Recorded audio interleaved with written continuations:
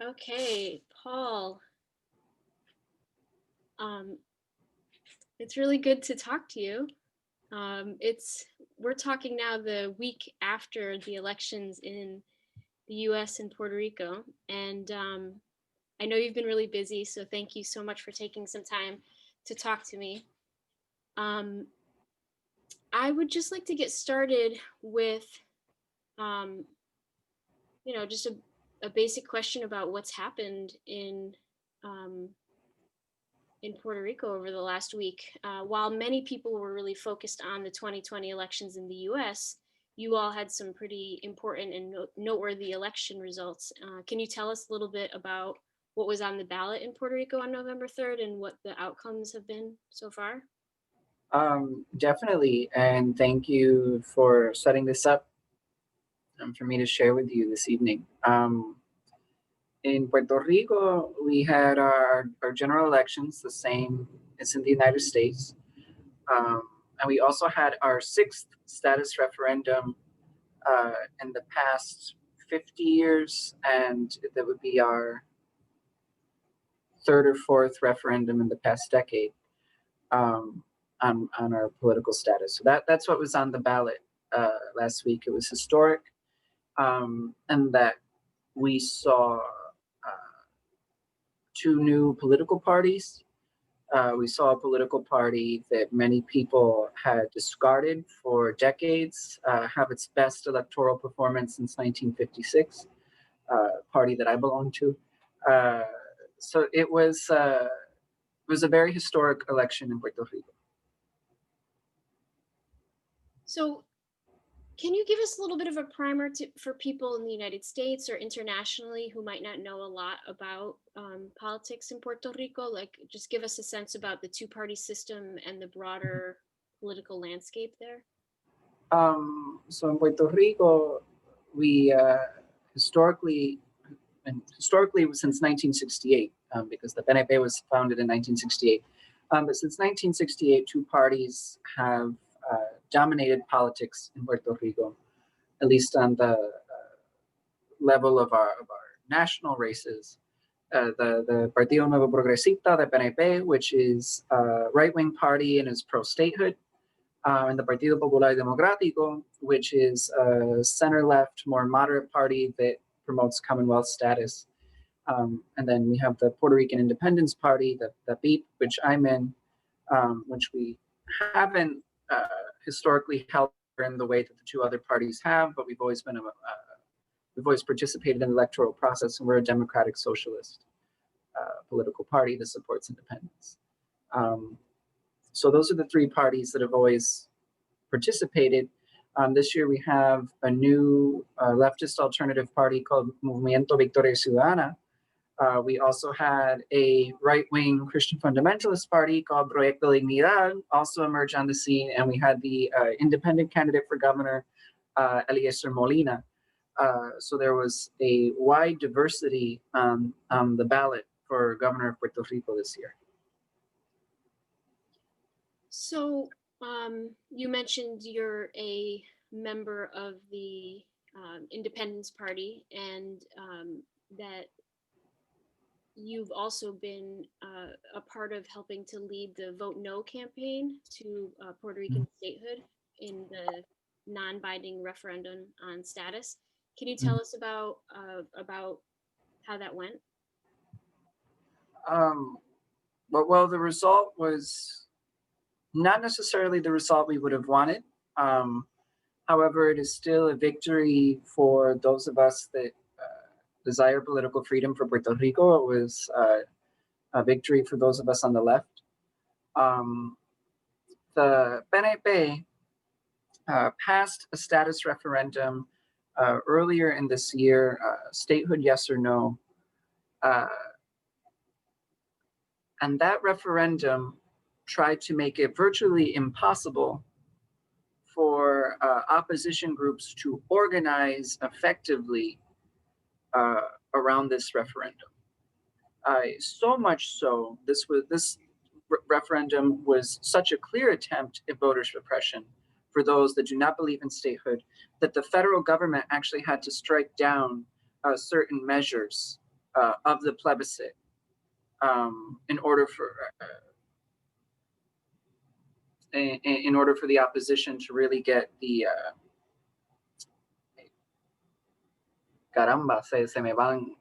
I'm thinking in both languages. In order for there to be an equal footing between the opposition and between the pro-statehood campaigns. The consequences, if you were an organizer for the opposition that was not an opposition campaign recognized by the government, was a $10,000 fine or 2 years in jail.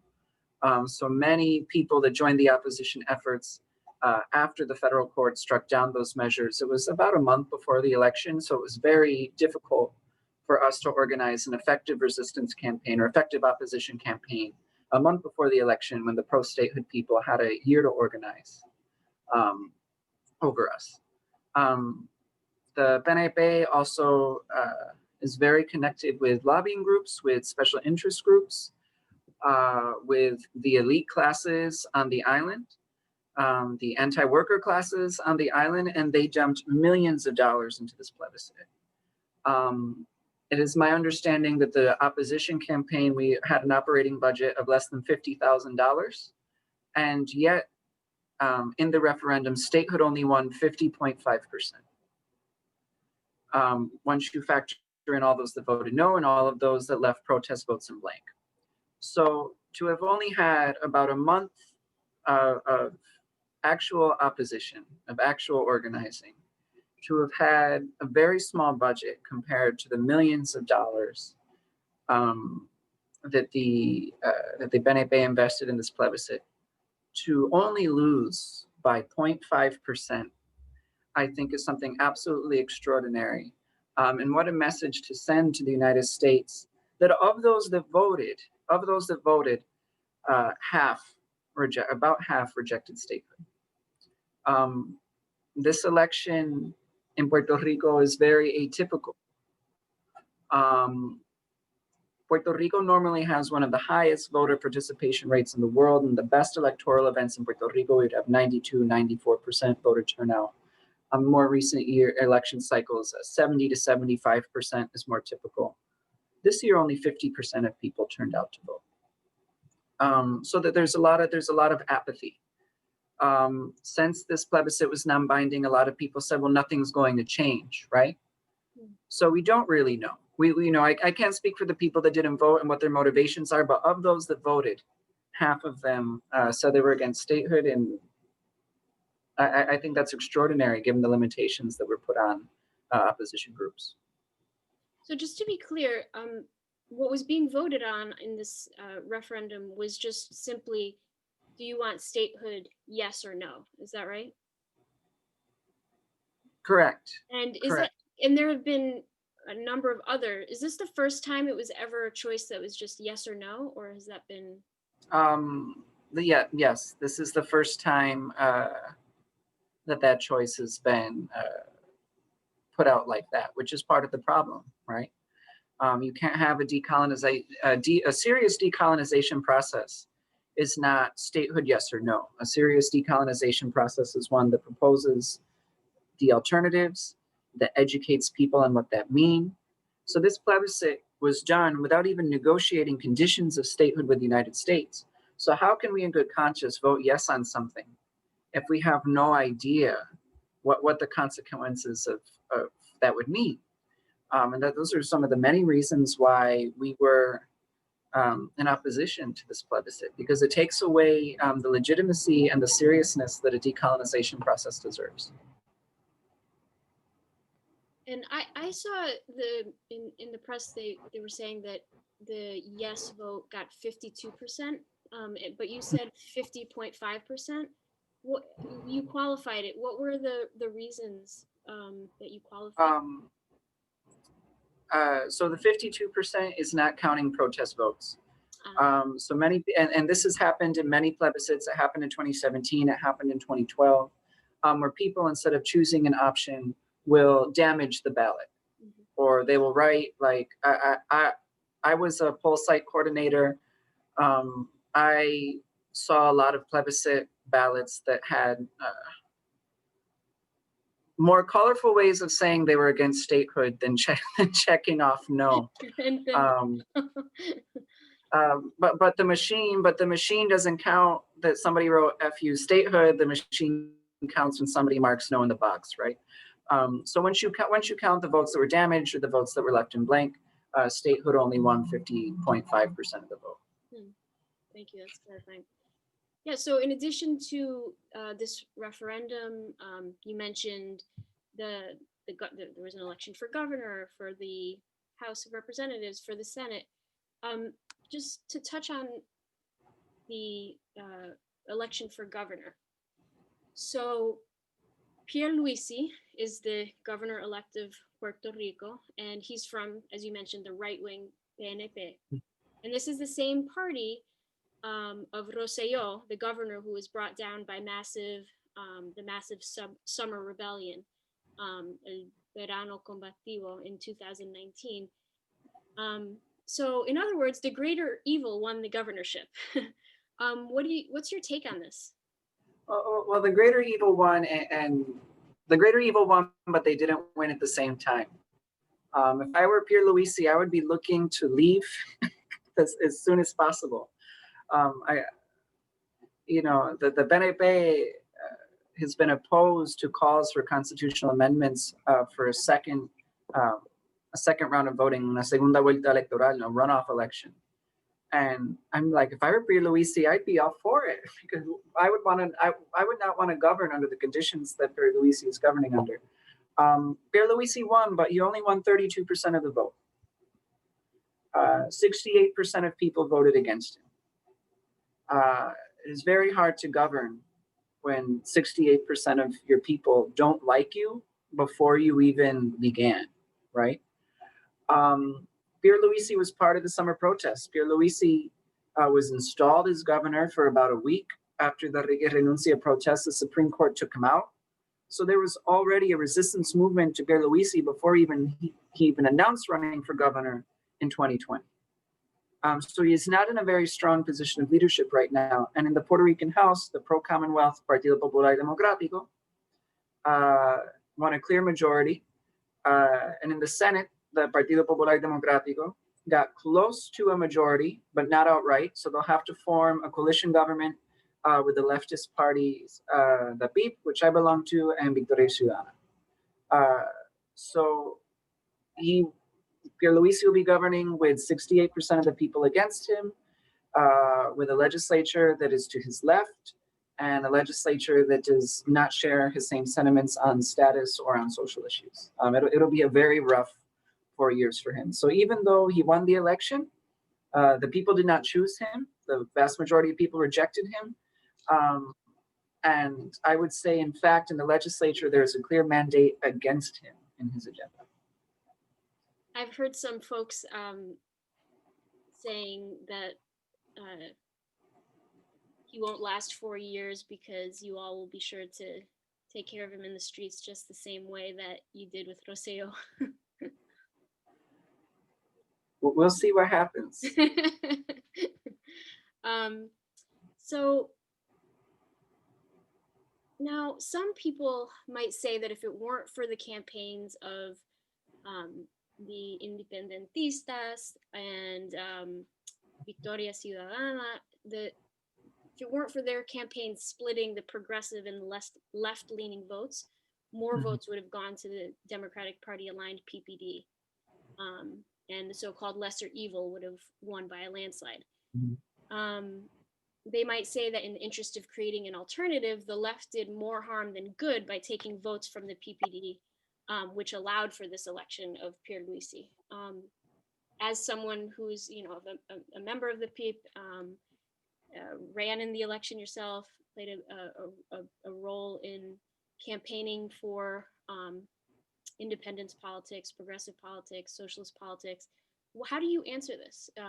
Did the left do more harm than good by taking votes away from the PPD?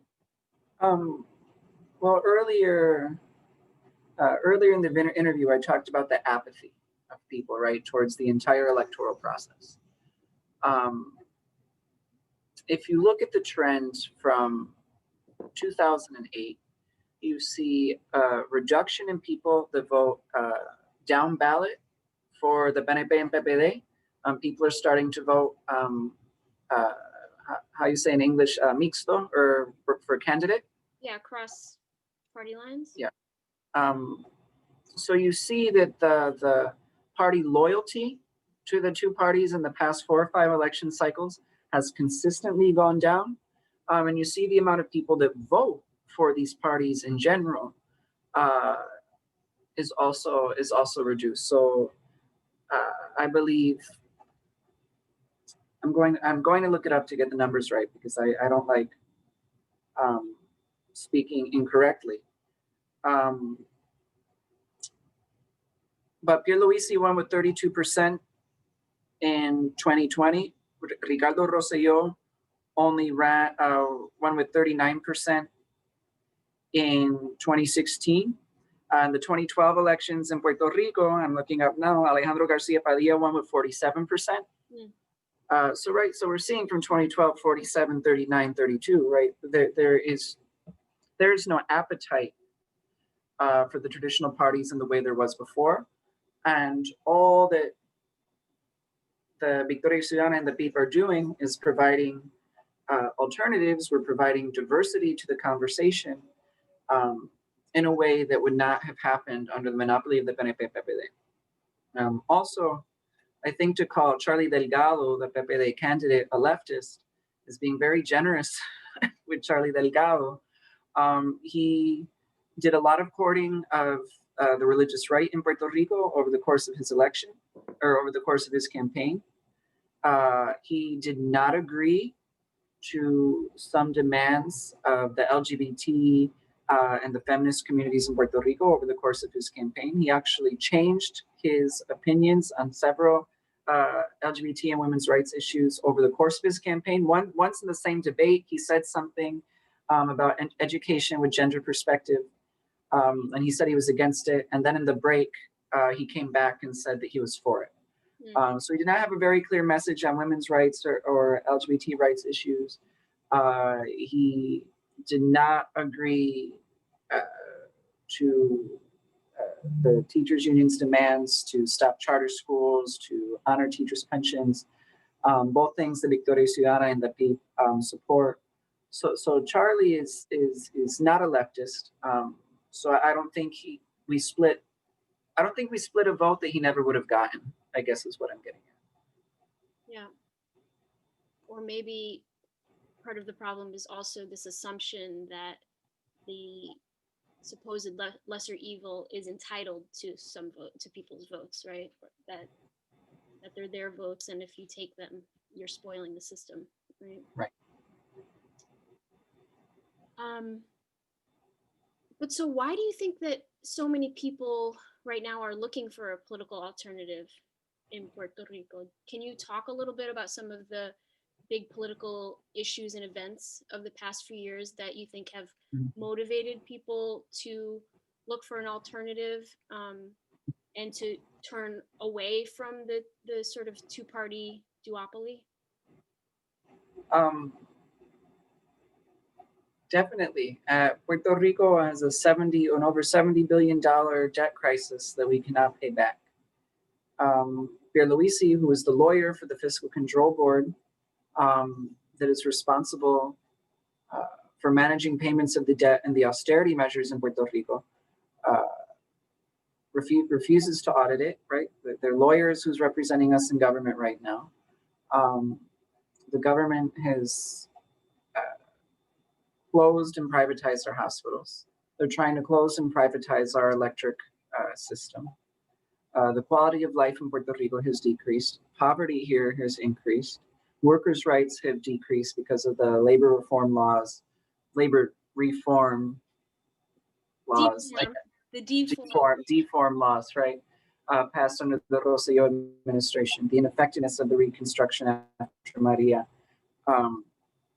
All of this inefficiency and all of these blatant attacks against women, against the LGBT community, against the poor and working class, people are fed up. And if you look at the strength of Victoria Ciudadana, and you look at the strength of the PEEP right now and all of our growth in the past election cycle is the participation of millennials and of Gen Zs. And I think that's because the economic depression that Puerto Rico is currently living in started in 2006. 18-year-olds voting for the first time probably do not have a memory of a Puerto Rico that has not been in a crisis. They're a generation of crisis. And when you're living in these conditions and you've never seen a time where the PPD has brought pan, tierra, and libertad, and you've never seen a time where the PNP has brought progreso y seguridad, which is what they both promise, well, of course you're going to look for an alternative. And that's what we have to offer. Yeah, I mean, do you think that those factors also played into, I mean, it's the breakthrough, I know, as you mentioned, Victoria Ciudadana is relatively new. They were established in 2017, right? 2018, 2019. Oh, okay. The PEEP has been around for much longer, and has experienced a breakthrough that is very, very noteworthy. Do you think, you referenced the economic crisis, the debt, I'm sure, hurricane, the hurricanes, I'm sure have also contribute to that. Do you think that all of this is also changing people's perspective about the relationship between Puerto Rico and the United States? I think it plays a big part in it. Puerto Ricans for generations have been told, right, if we were to become independent, if we were to become socialist, both things that the PEEP proposes, they would become like Cuba, or that we become like Venezuela. And this generation coming up that has never lived in a Puerto Rico that's not in crisis, they're saying, well, under United States rule, we're already here, or we're on our way there, or under capitalism, we're already on our way there. So the fear tactics that have been instilled in generations of Puerto Ricans are simply not working. And that's where you see the openness to the people. I've also seen a lot of people say, well, oh, the PEEP is accomplishing all of this for the first time, and why have they never been able to accomplish this in 74 years? And I say to them, well, learn a little bit more about our history, right? For many years, it was illegal to be independentista in Puerto Rico. If you were caught with a flag of the PEEP, you could be arrested under acts of sedition. You were put under police surveillance. Santiago Iglesias, is it Santiago? I'll have to look up his name. Juan Mari Bras, the son of Juan Mari Bras, the founder of the Puerto Rican Socialist Party, his son was killed by the Puerto Rican police force. Counter-revolutionary forces would bomb the offices of the PEEP regularly for decades. So when people say, well, why hasn't the PEEP grown? It's like, yeah, for a very long time, it was not good, right? It was not socially accepted to be an independentista. So when people ask, well, why haven't we accomplished these things before? It's like, well, we couldn't. However, like I said, we have this new generation coming up where the fear of being labeled as independentista or being labeled as socialist is simply not there. Yeah. Now, you touched on this already a little bit, but I'm interested in this, getting into this like new balance of power, what that'll look like in the House and the Senate. Some of the representatives and senators that were elected from the PEEP and Victoria Ciudadana are very exciting, have long histories in the social and labor movements in Puerto Rico, and I really look forward to seeing what they're going to do and how that's going to look, them being inside the House and the Senate. What do you think it means for the bipartisan consensus to be kind of thrown off balance in this way? And what do you think it means for the social and labor movements in Puerto Rico to have all of these candidates, newly elected politicians, with this kind of history in the House and the Senate. Mariana Nogales, who is elected as representative for Victoria Ciudadana, I believe she said that her goal in the House was to create a force shield against the Fiscal Control Board. That might be harder for her, right? Because the PPD has a simple majority in the House. However, in the Senate, we have 2 senators from Victoria Ciudadana. We have the independent Senator Vargas Vidal, and we have María de Lourdes Santiago from the PIP. And the PPD will have to form a coalition government with the 4 of them in order to have a majority against the PNP. María de Lourdes Santiago from the PIP won her at-large Senate race in a clear majority. She beat her closest opponent by over 40,000 votes. There's a movement right now to make her president of the Senate because she won such an overwhelming majority. To give you an example, she won 70,000 more votes almost than our current president of the Senate in his re-election campaign. And in Puerto Rico, an island of 3 million people, right, 70,000 votes is quite significant. So what I think that means in the Senate is that for the PPD to get things done, for the coalition to work, the Senate will have to make a giant shift to the left, and the Senate will have to make a giant shift towards real decolonization. And I think that is very exciting for Puerto Rico, to see how we can bring leftist change into the general conversation in Puerto Rico, right? The BEEP has almost always had representatives elected to the House and Senate. Very rarely have we had this type of influence. However, leftist policies are going mainstream. And if you combine Lugaro, if you combine Dalmau, if you combine Eliezer Molina, leftists won 30% of the vote. The right wing won 40%, the centrists won everything else. So we see where socialism is becoming a viable political force in Puerto Rico. And when you say that, when you say, a leftist agenda is becoming more mainstream, can you just give a little bit of a taste of what does it mean for the social movements or the labor movement? Are there particular issues that you think are going to come up, in those houses of power that relate to things that are going on in people's lives every day? I think it'll be very hard for the government to go through with the privatization of the electric energy service.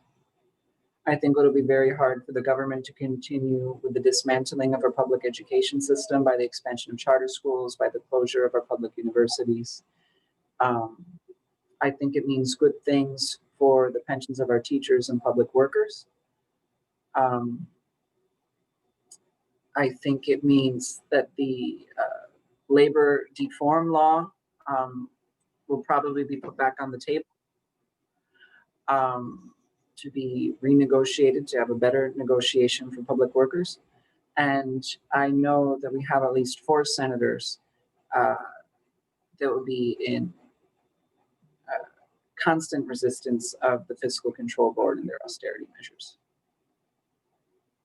And what about the debt and the relationship with the junta? In what way does the Senate or the House of Representatives have any ability to either challenge or give a rubber stamp to the junta?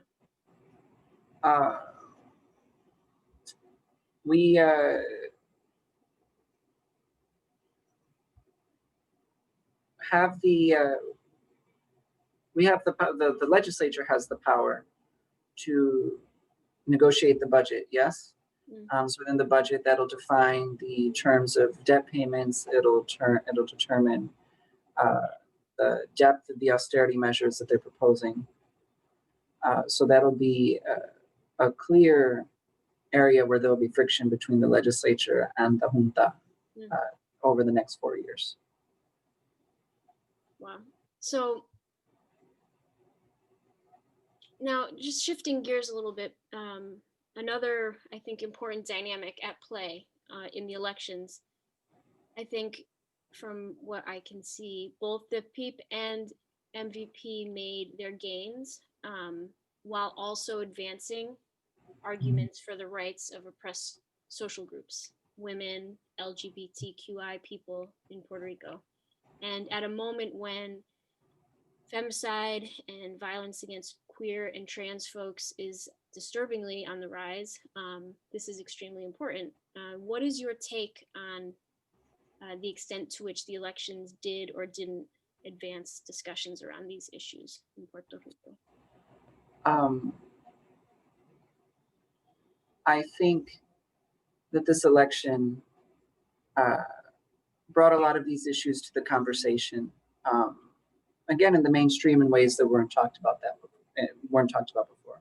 I think a lot of it has to do with the debates, because the television companies, right, want good ratings. We have a candidate for governor, Cesar Vasquez, who formed this religious fundamentalist party, and then you have two candidates on the left, right, three candidates on the left, and the debates. The debate moderators wanted to cause debates, right, between these people, but debates that would get good ratings, right? So, but it got people engaged in these conversations about what does education with gender equity look like? Should there be a state of emergency declared against gender violence? What does gender violence even mean? Right? Those are all things that have come up. Pierluisi has said that he would sign a state of emergency for gender violence on the island. We will see if that actually happens. I know with the legislature, there will be a lot of pressure on him to do so. And Pierluisi, as part of the PNP, which usually governs from the right, they have a history of going back and forth on gay rights. If I'm not mistaken, in the past administration, in the Rosselló administration, they signed into law, I believe it was either the religious freedom law or a gay conversion therapy law, I don't remember which one it was, and gay adoption, like they legalized gay adoption on the same day. So the PNP has tried to walk this line of doing one good thing for the LGBTQ community while also doing something like horrible for us at the same time to try and keep us like from completely revolting, I guess. But it'll be interesting to see how Pierluisi tries to walk that line with a legislature that's going to govern to his left. Yeah, I mean, just hearing you talk about discussions and the debates about a state of emergency and the idea of having actually education around gender happening in the school system. I mean, these are all demands from the social movements, right? These are all demands from the compañeras and compañeros in the movement against femicide. It is something to see those demands being discussed on the national level, right? And it'll be interesting to see what happens now that these elections have kind of changed the balance of forces in Puerto Rico, no? Definitely. It'll be, I was at party headquarters celebrating as the results came in. And I was sitting with some of my fellow candidates, fellow comrades, and we're sitting and we're watching the results. And one of them kept saying that this cuatrenio, this term, this administration, he was like, it's going to be wild. He was like, it's going to be wild. He's like, I've got to prepare myself because it is going to be, it's going to be tense, but change was not made from one day to another, right? So it's going to require a lot of resistance. It's going to require a lot of organization. It's going to require a lot of strength. But I think there's a lot of potential to make real change and real good change for Puerto Rico on this term. Yeah, it's somehow we've managed to have this whole conversation and not talk about the pandemic. That's really strange. Because in Puerto Rico, we've forgotten about it. No, but seriously, I've Yeah. seen on a serious note. I mean, I've seen that there are more nurses and doctors getting ill. There's discussion of having to do another lockdown. I mean, how are you going there in those regards? Cases are rising. Cases are rising rapidly. The government is urging people to issue more caution. However, Pierluisi is publicly stating that he wants in-person classes to start next semester. When our COVID cases are higher than we are very clearly in a second wave of COVID in Puerto Rico. Not that the wave ever stopped in Puerto Rico either. It was more of instead of flattening the curve in Puerto Rico, it's always been how do we keep the curve from increasing drastically, right? So there's never been this flattening of the curve that in the United States people always talk about. It's how do we keep the situation stable? And it's rapidly looking like that things are going to become unstable very soon. Yeah. Well, I guess I just want to end with a broad question for you about, like,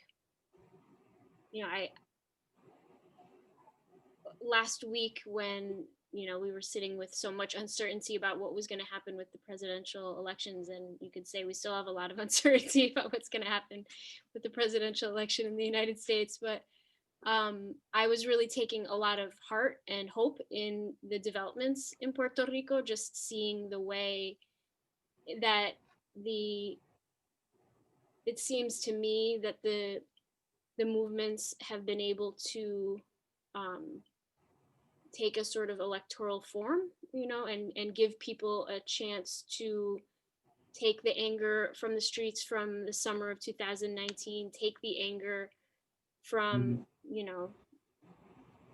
the decades of austerity and so on, and actually have an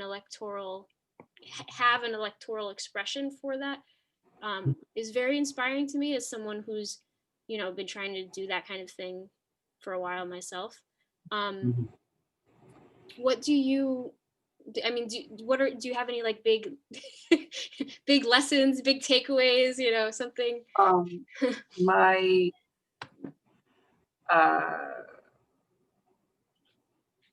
well, like I said, this is a lot of people getting involved in the electoral process for the first time. And my biggest worry is that they'll say, oh, well, this didn't do anything. Look, we voted once and look what happened, and it gave us Pierluisi. So now the challenge is how do we channel this electoral energy, and how do we turn it into non-electoral energy? How do we change it into community organizing, to organizing in the streets, to mutual solidarity efforts, mutual aid efforts? Even though we have a really promising legislature right now, Pierluisi is still the governor, Jennifer Gonzalez is still the resident commissioner. So what can we do in our own circles to organize, and to not lose the sense of urgency, to not lose the sense of hope, to not lose the sense of that it is possible to create another Puerto Rico. That is my concern right now, is having been so inspired by all these people that were voting for the first time and for very clearly supporting a leftist alternative. It's like, now how do we channel that energy right to last for 4 years? I think is going to be the last great challenge, but also our great opportunity. thank you so much for talking with me. I really appreciate it. I enjoy talking to you about these things. We could probably go on forever. You could, I talked a lot. And me too. I could talk more.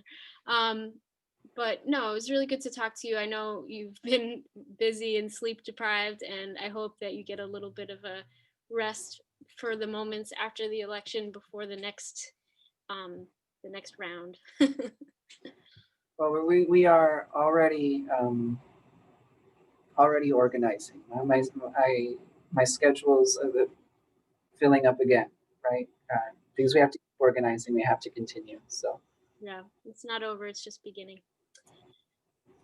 Okay, Amor, thank you so much for talking so with me. happy. And I'm just gonna say goodbye. Bye.